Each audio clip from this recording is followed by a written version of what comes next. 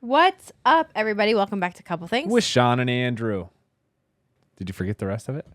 We don't do it anymore. Oh, we cut it? Don't give me that look. Are you a part of our meeting? No, you're right. Well, sorry. It takes a while to break a habit, dude. We've done 220 episodes of that same intro. Now we're just going to pivot, and you expect me to But you act roll with shocked. You're like, did we cut that?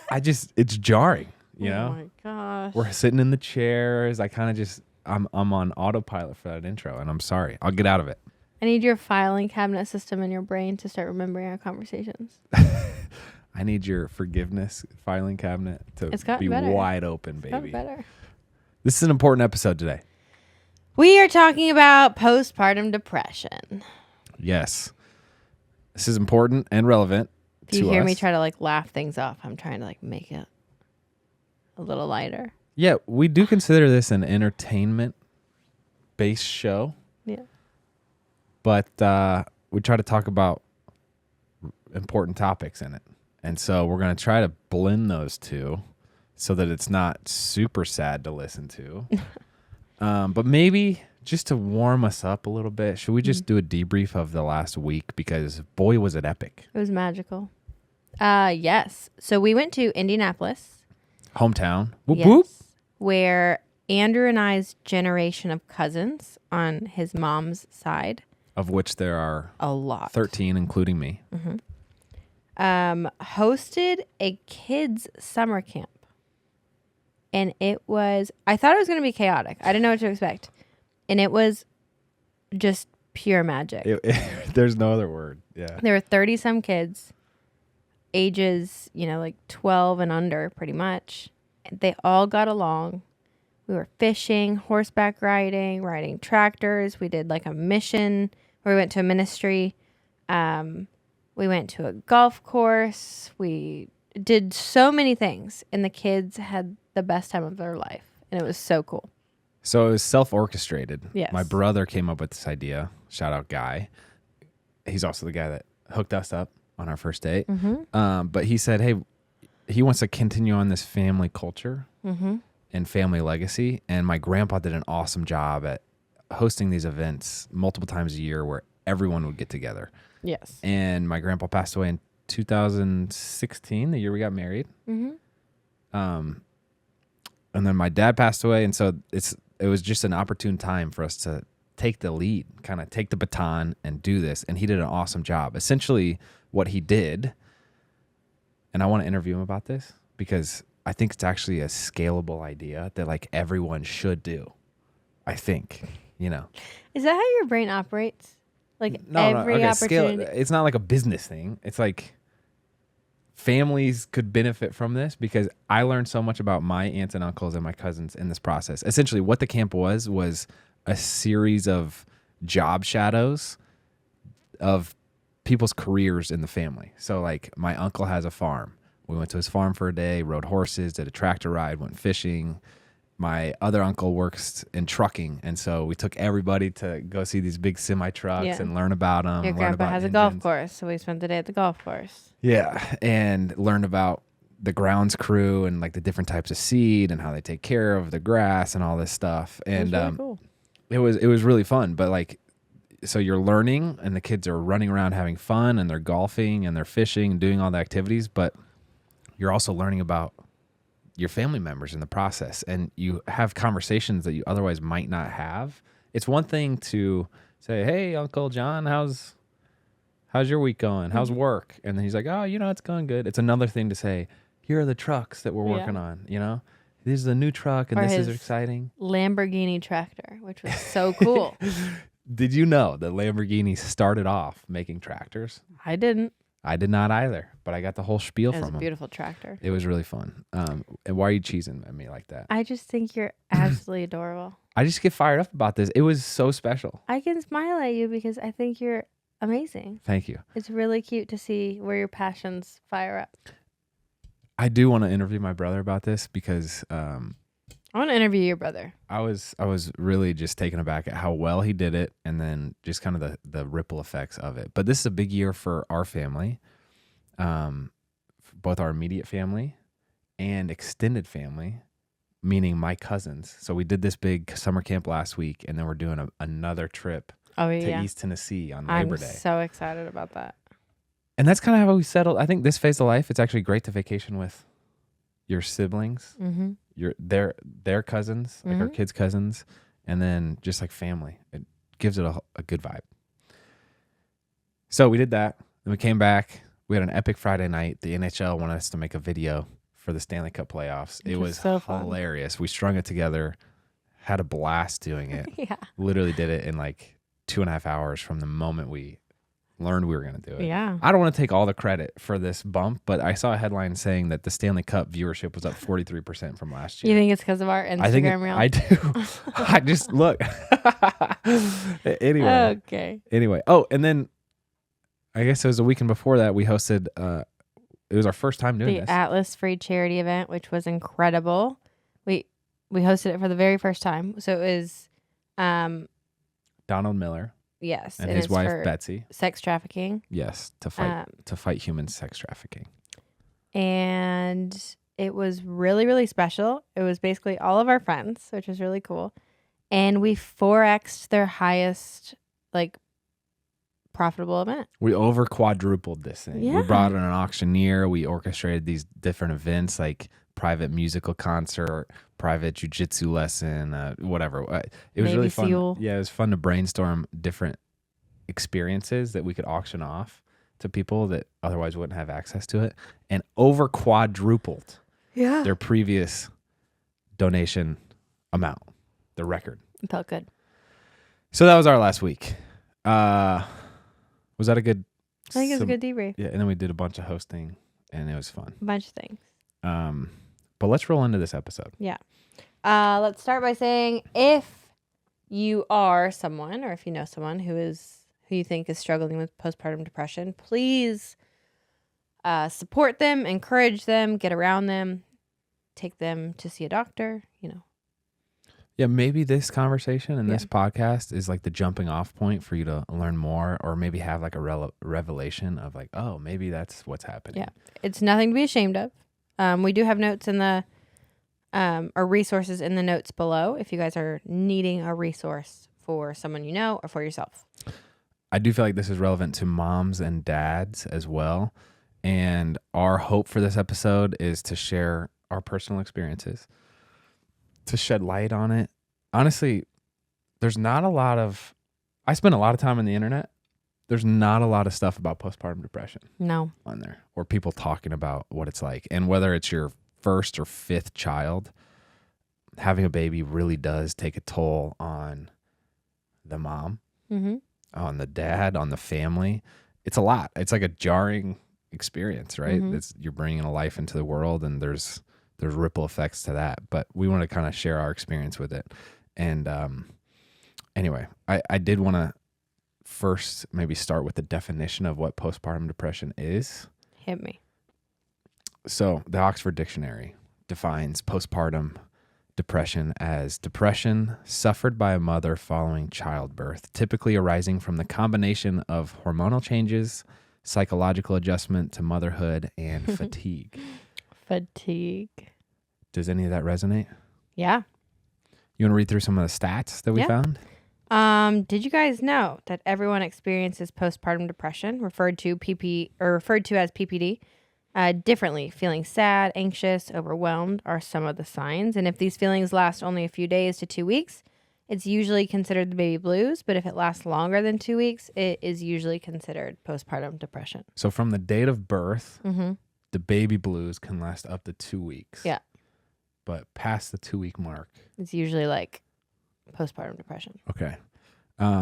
According to the postpartumdepression.org, 1 in 7 women experience postpartum depression in the year after giving birth. With approximately 4 million live births occurring annually in the United States, this equates to almost 600,000 people diagnosed with PPD. The prevalence of postpartum depression has increased dramatically over the past decade.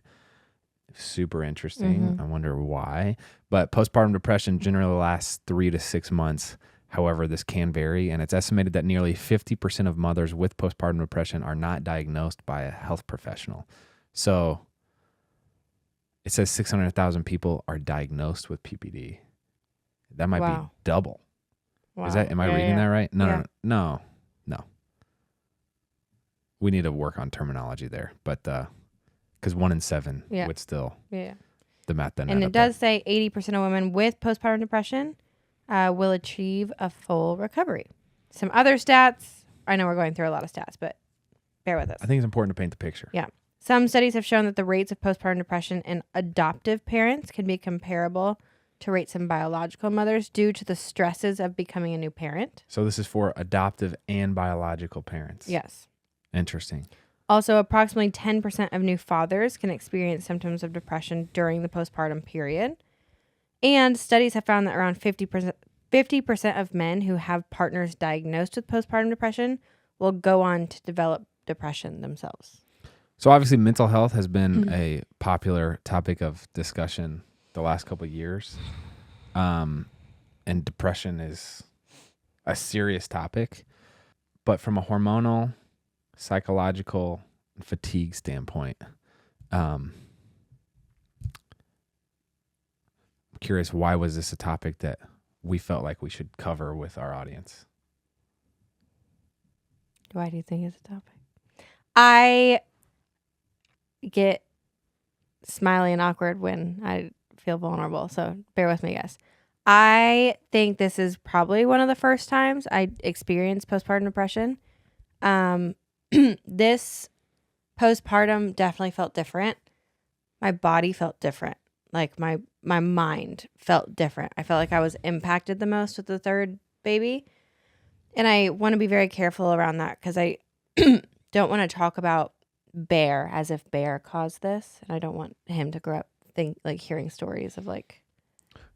I think we could separate the baby from the pregnancy and the experience. So let's separate those two. Yes. This pregnancy was different. This pregnancy felt different. And I will say, going into this pregnancy and delivery, we were more equipped and more surrounded by a supportive community than we have ever been with any child yet. So we had every possible resource under the sun, and it still hit differently this time. And most recently, I've even, like in the past week, just started doing all these like new supplements and vitamins, and I feel so much better. Because I truly, reflecting on the past 6 months, did not feel like myself. I felt off. I felt hormonally off. My brain, I couldn't think. I couldn't feel like normal emotions. I don't know how to say that. I was sad. I was confused. I had a lot of rage. I had a lot of anger. And it truly just felt like my hormones were on an absolute roller coaster and could not regulate. Now, walking backwards, after I had Bear, I don't feel like I had the baby blues. Like the first couple of weeks, I was very happy. I don't feel like it really set in then. I think what kind of triggered my postpartum depression was Bear's colic that he had for like the first 10 weeks. Took anything that was remotely unstable in my mind and body and just amplified it. So much so that like when he cried or when he was uncomfortable, I felt like I was truly in a fight or flight situation. And so much of my attention and obsessive thoughts around him so much of my attention was pulled to Bear, trying to figure him out and help him. It took away from Andrew. It took away from my kids, the other two kids. And so I just felt like I was on an island. Am I making sense? I don't feel like I'm communicating well. I'm learning a lot of this from you. We have not really talked about this intentionally. Yeah. Because we were very much in it. Now we're just about at the 6 month mark. Yeah. I do feel like I have come out of it. I feel like the sky is blue. I feel emotions. I feel happy. The rage is gone. I truly feel like I've like cleared it. But I will say for like the solid first 3 months, I felt like I was in a dark hole, and it was really difficult. Can you continue to explain more? Like, what do you mean you felt like you were in a dark hole? What is that? What leads to that? I don't know how to explain it other than,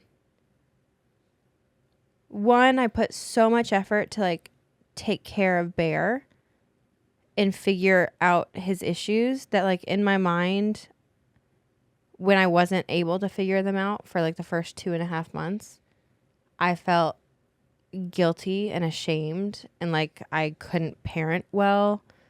And I felt guilty that I was putting so much attention into our infant and not be able to like give a lot of attention to our 2 toddlers.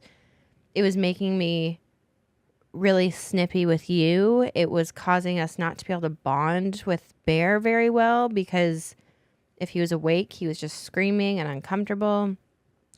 I felt like I was starting to literally go crazy because I was going to all these different doctor's appointments and they were like, oh, he's fine, or oh, he's not fine. And but it wasn't fixing it. And breastfeeding was really hard because he ended up having a tongue tie and I couldn't figure that out for a while. And there was just nothing was like smooth in regards to him, even though we knew so much with the 3rd kid.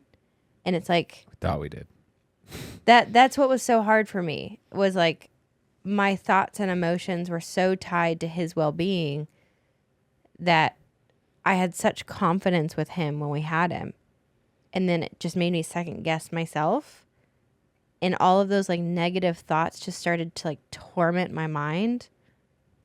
And because of that, we weren't getting a lot of sleep. And then it just was spiraling.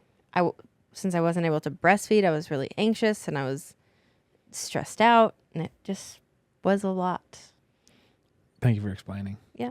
Couple thoughts as I'm reflecting on this period that does seem like it's ending. One, this is also the first time I'm doing this, and I know that I've gone about many things imperfectly.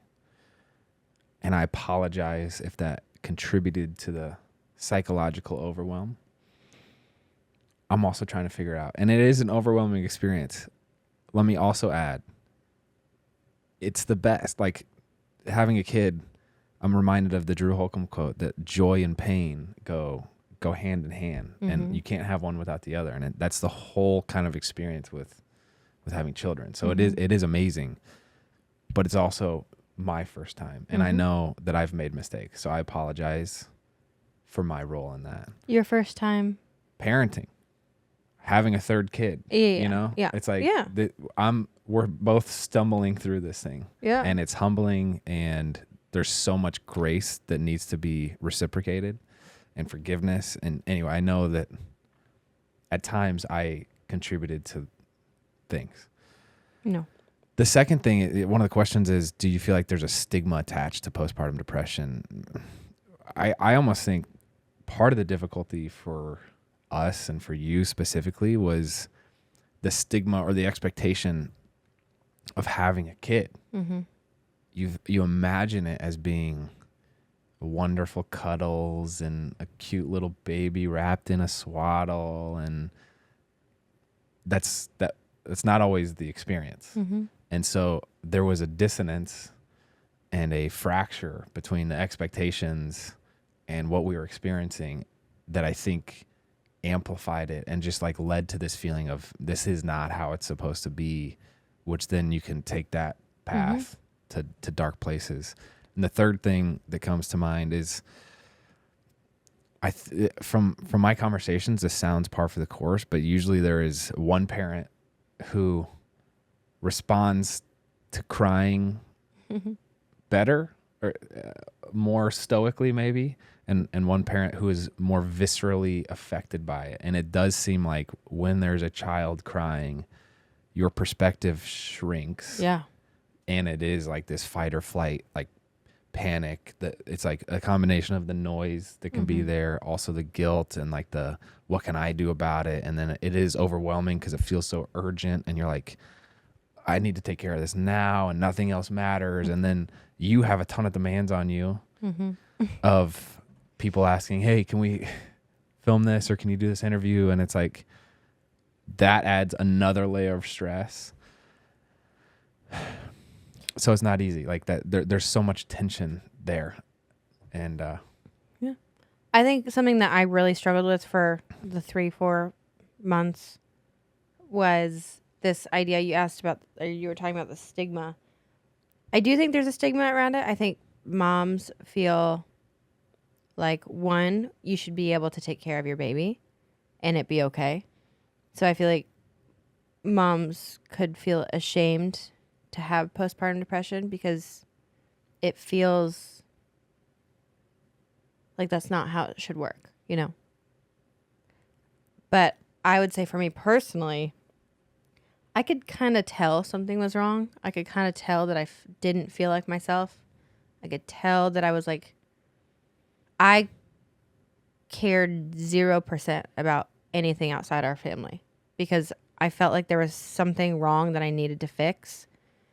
And it affected everything. And I was being pulled in all these different directions, even by work. And like, even though I was on maternity leave, and I, like, the world was dead to me. And I know that was not handled well at the time, but I was in like an emergency mode of, I have to fix this before I can operate anywhere else.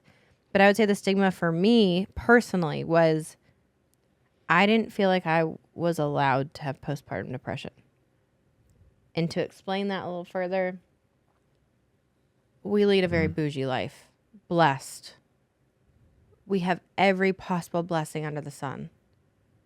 We had a night nurse that we were able to use. My mom was there. We had Griffin. We had friends dropping off cooked meals. You were taking shifts so that I could sleep more. Like, we had every possible resource. And in my mind, I was like, this is not allowed for someone in our position. Like, this isn't, it just didn't feel fair to anyone else. I don't know how to say these words. I'm tracking what you're saying. I felt so guilty. In my mind, I was like, I literally remember saying to myself, how dare you do this? Like, it just felt like such a privileged inconvenience. I don't know how to say that. That I felt very ashamed of myself. Which probably does not help. No. If I may just compliment you and your honesty of feeling that, and also compliment you in continually growing and changing that perspective. I think navigating towards a more hopeful, more beneficial to both you and our family's perspective. Like, I think you've been oscillating towards that. And I hope I have not contributed to that feeling at all. You have not? I was thinking about that phrase, like, it takes a village to raise a kid, and reflecting on your experience with having so many voices of your mom or in-laws or like consultants or the internet say, oh, you should try this. Or honestly, one small hiccup can leave a lasting kind of fracture emotionally too, of like, hey, your mom says something wrong that could really hurt for days, right? Saying something like, well, how can you be sad? Or you have all this stuff, whatever it is, that's purely hypothetical. But like the effect of that can also be isolation of like, I don't want to hear any of these voices. They don't really know anything what's going on. They don't understand what I'm experiencing. And then you retract yourself from that village. Which is kind of what I did. In the cacophony of all the opinions. And like, then that also exaggerates the depression, I think. By the way, I'm not going to be speaking about mental health accurately. I'm sure I will be making mistakes. So apologies for that. This is strictly experiential and anecdotal. It was from my perspective, pretty confusing time as I was navigating this new child and like the dynamics that come with that. And it's like, oh, I have these two kids, the two older ones that we're having like so much fun with. We're going to the park, we're ripping bikes around everywhere. But there's a tension because I also want to, be with this baby that might be our last child that we have. And I know this phase like goes so quickly.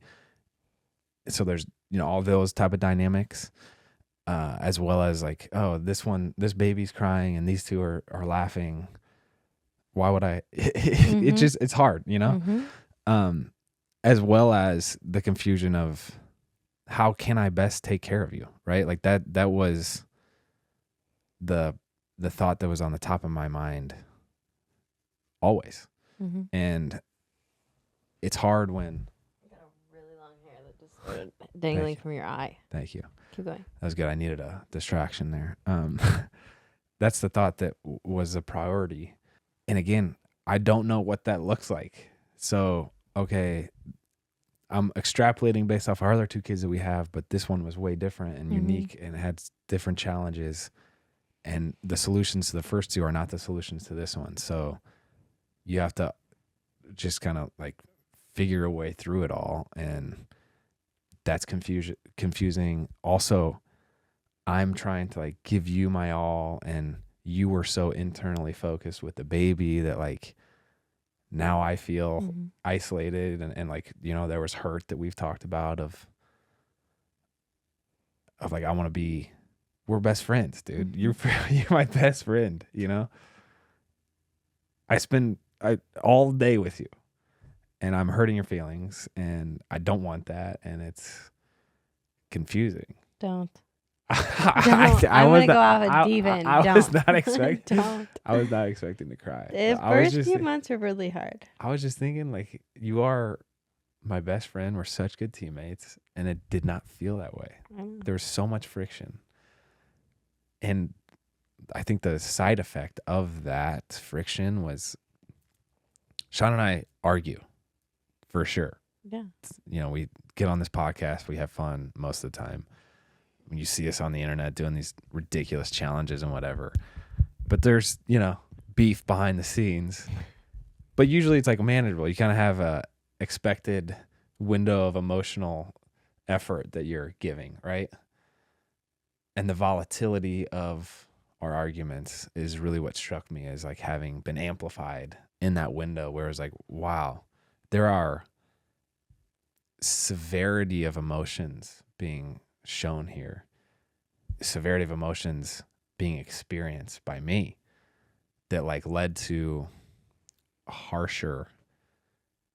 And again, this is all crazy because this is our third kid. You think about like, yeah, the first one was hard. Yeah, the second one was hard. Okay, the third one's going to be just as hard. And it just, it was unique. It was just unique. There's no cookie cutter way to go through this. So I did a big post on, how we try to prevent the baby blues or the postpartum depression. And that was the other confusing thing is we were doing most of those, staying outside. We only watched comedy movies. Again, I know there's not like psychological backing to that, but it's like, let's try to hit the dopamine as much as possible and laugh and all that. And let's move and let you rest as much as possible. And all of that kind of felt empty and felt like it wasn't effective. But now we're here, and I'm really thankful to be able to look back on the past almost 6 months and say we're better for it. And that's cliche, but like, dude, we went through the valley together, that was freaking hard.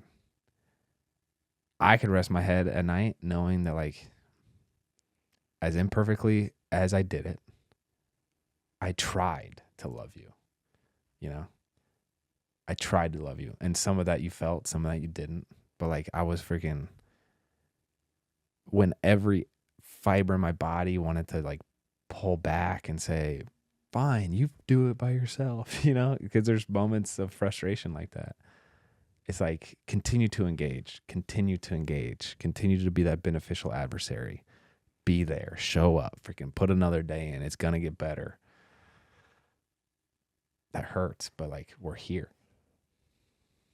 And we took all the actions that we could to get us to this side. We started counseling, which has been a game changer. And I'm proud of us. I'm proud of you because you freaking kept showing up day after day and you kept giving me grace and forgiveness. And look at our kids now, freaking crawling around, cheesing at us, sitting up. Drew busting into my office naked, swinging her dress around, saying she's ready for the park. This is why you do it. I was also saying, we were both saying, I think having a baby in the winter was harder. Because I was just fighting for my life, trying to figure out this little guy. And we were butting heads a lot because, like, I was the only one at the time who could, like, calm him down because I was nursing him, which was also really, really difficult. And I just remember there were so many times where, like, you guys would be outside playing in the snow. And I'd be inside with him and he'd be screaming bloody murder. And I'd finally get him to sleep. And I was just like, oh, I just wish I could go, like, play with you guys. And it just, like, the isolating feeling was really difficult and didn't help. And there was this, like, frustration in myself of I could feel myself, like, pushing you away and the kids away, which didn't feel good. But there was also this feeling of I felt like I was, like, neglecting myself a lot, trying to put in so much effort to take care of him that I was, like, making myself worse. And I didn't even have the space to, at the time, like, I didn't have space to figure out. I had all these, like, people and doctors and whatever saying, like, oh, maybe it's something you're eating, or maybe it's something you're doing, or maybe it's something you're drinking. And in my mind, I could tell something was off. And I was like, well, maybe if I could just eat some vegetables or take some vitamins or whatever, or work out, it would help this, like, get better. But I couldn't do that. I couldn't eat vegetables because maybe it was upsetting his belly. I couldn't take vitamins because that would affect his belly. I couldn't work out because it would dip my supply. It just, like, there was all these thoughts of I could tell something was wrong with me.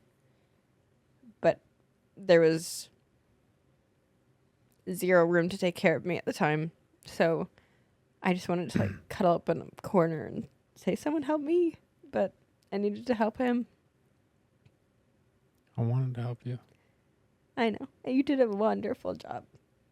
I'm just glad we're through it. Are we through it? I think this is going to be a clear indication we're not.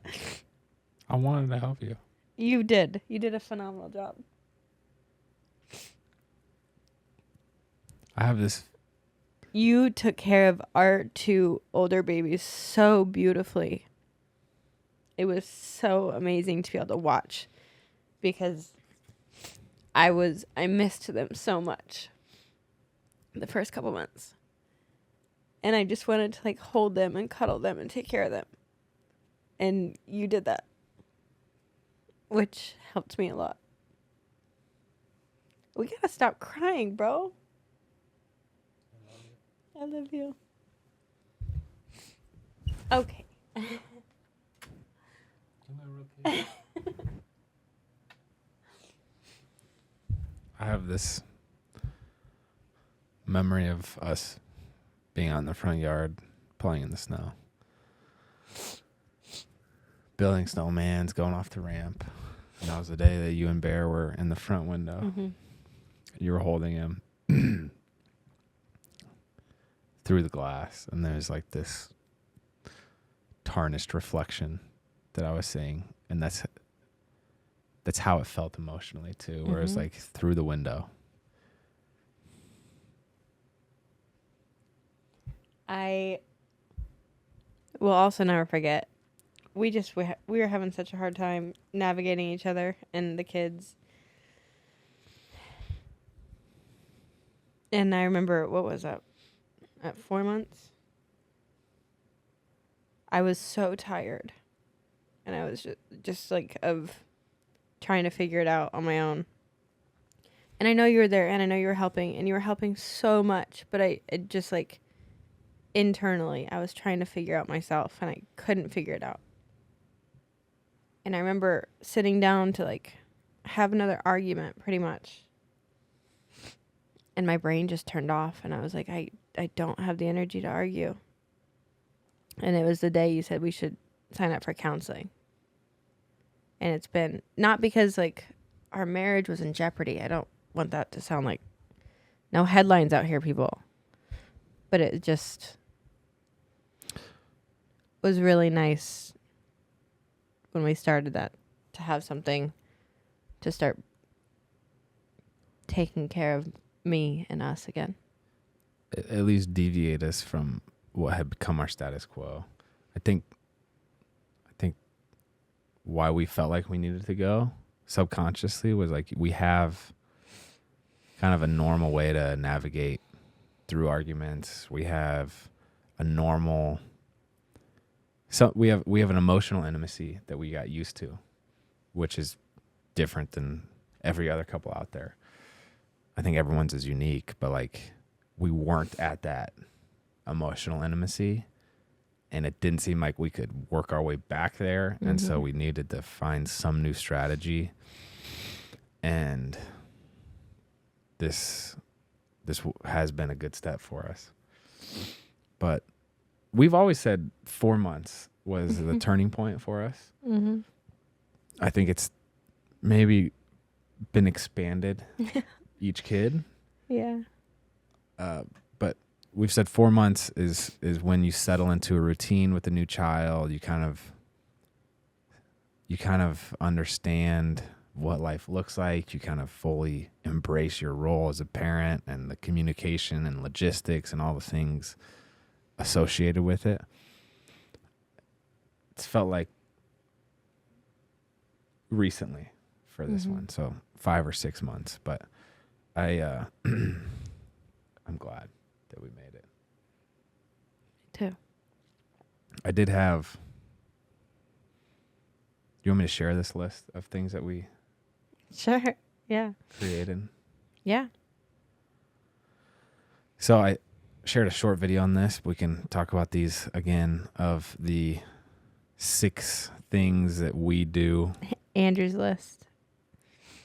After we have a baby to maybe prevent this. The first is watch comedy movies. We don't want any sad or stressful shows. We also keep screen time really light because we're trying to be outside and be present with the kid as much as possible.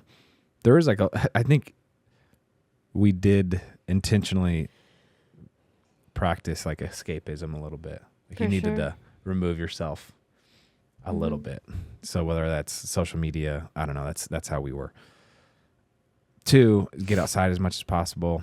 Doesn't have to be anything crazy. We were taking like 5-minute walks, just get some air and sunshine for a few minutes. The third is try to eat as healthy as possible.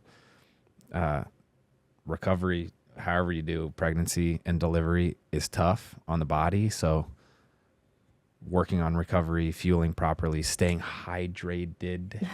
Shawn is tough at that. But making or ordering food that was healthy for a nutritious boost. I was just going to say, I also remember it's weird that a lot of it seems like a blur. I feel like I've already blocked a lot of it out.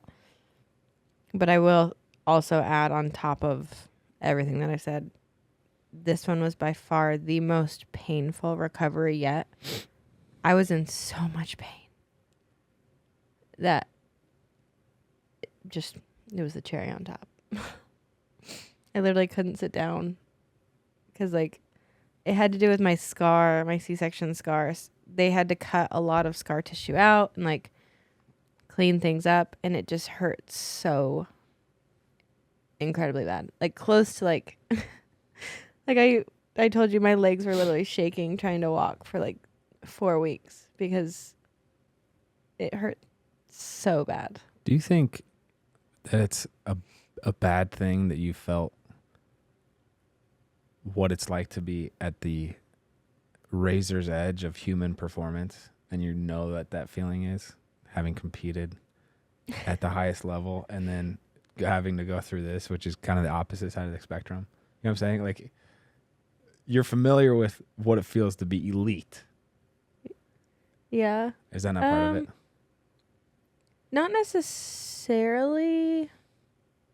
I think if anything, it makes me understand it more, because like I've gone through the recovery and rehabilitation process through my career.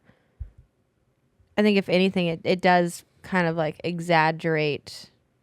I know probably I'm more aware of the imperfections of like weaknesses and vulnerabilities. So it's like I can take a inventory a lot more in a more detailed way. You're not like setting your standard or benchmark at that point. No. Do you set your standard or benchmark at, hey, I want to get back to feeling like I did before I had this kid? Yeah. Is that a good thing? Yeah. I have always shared with people, like, I'm not one that's like, oh, I need to get back on the scale and drop the pounds and like whatever. I think you and I share this thought of like, I just want to feel strong and healthy again. Like, I can do a sit up, I can carry my children, I can chase them around without feeling like I'm going to pull something or out of breath, or like, I want to feel strong. I don't care what the scale says. Yeah. The fourth thing, back to our list, that we try to do is allow Shawn to indulge in simple pleasures as much as possible. So for you, it's like a cup of coffee, doing a little puzzle, having a little warm shower, just something that takes a couple minutes that can give you a little lift and bring you joy in the mundane sometimes. Fifth is ask for help as much as possible. This is where we're super fortunate. Mm-hmm. We have in-laws and friends and so many people around us that are willing to help. I think that's also where you mentioned like that was hard for you. It's hard to ask for help to begin with. Then it's hard when you don't even know what help to ask for because you haven't figured out the thing yet. Mm-hmm. Anyway, the sixth is dream about the future as much as possible. Kind of try to just get yourself mentally to some point in the future and create something to look forward to. Talk about new projects or goals. Get the juices flowing for excitement. And then a couple of other ideas you guys actually sent in that are great are restrict visitors when needed, offer foot rubs, take vitamins, pray together, sleep whenever you can, start a new book, remind yourself this is only a season and it will get easier. You did a phenomenal job, babe. You literally supported me in every possible way, and I did see it. I'll also never forget one of my favorite things. I remember I was having a hard day with Bear, and I walked out into the garage, and you went and set up chairs for me in the sun while you worked out so I could sit there with you. Mm-hmm. Because I just wanted to be by you. And it was really sweet. That was the other confusing thing. It seemed like you really wanted to be, but I was one of the only people you didn't want to retract from. You're my person. I know, but also I felt like I was annoying you. So it's like the tension of, okay, she wants to be by me, but it's just hard. It's hard, dude. And if you want one last kick in the throat on the way out, the end of breastfeeding, that whole like 2-week transition of the hormone adjustment was also difficult for us. You did such a good job, though. Shawn has breastfed each one of our kids an amazing amount, a perfect amount. Thank you. Let me have this as my closing statements, if you will. There are so many studies or opinions about the best way to raise a kid. And it's things like make sure you breastfeed, right? Because IQs are supposedly higher or whatever. Or well, I wasn't breastfed. Yeah, or make sure that your baby's on course to do X, Y, or Z, Yeah. or make sure that you're not eating this as a mom. And I think in all of this, what I hope you felt from me and what I encourage each of you who may have just had a kid or are going to have a kid to press into is having a game plan, being prepared and planned and thoughtful about the whole thing, but holding on loosely, right? Giving yourself grace when you need to get the tongue and lip tied, cut, right? Yeah. We didn't want to do that. That was a Yeah. big thing. Oh, you're going to have surgery on your 2-month-old? Yeah. A lot of opinions. Or Yeah. when you Changed need your life. when you need to call on a consultant, hold on loosely. Mm-hmm. Have grace. It's like the best way to build a long and lasting marriage is to show up another day. The best way to build a family that's together in the long term, show up another day. And like, this too shall pass, right? Mm-hmm. This is a phase. Show up another day. You can't choose what happens to you. You can choose how you respond, and like controlling what you can control is merely saying, okay, this is not fun, but I know it leads to joy. That's my thought. Those are my closing thoughts. And you did a phenomenal job. And it was such a treat to be able to sit front row to you going through this. And I hope I was your biggest fan. You were. Hey, thank you for sticking with me. I know it wasn't easy. I love you. I love you. You're cute. It's good to have you back. It's good to be back. I'm starting to feel like myself again. How was this episode for you to do? I have not wanted to do it. Have you noticed? Yes. We've sat down to do this one for 8 times. Yeah, feels fine. Feels good. Let us know your thoughts on this.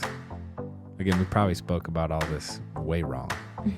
But I hope to even just one of you, it was helpful.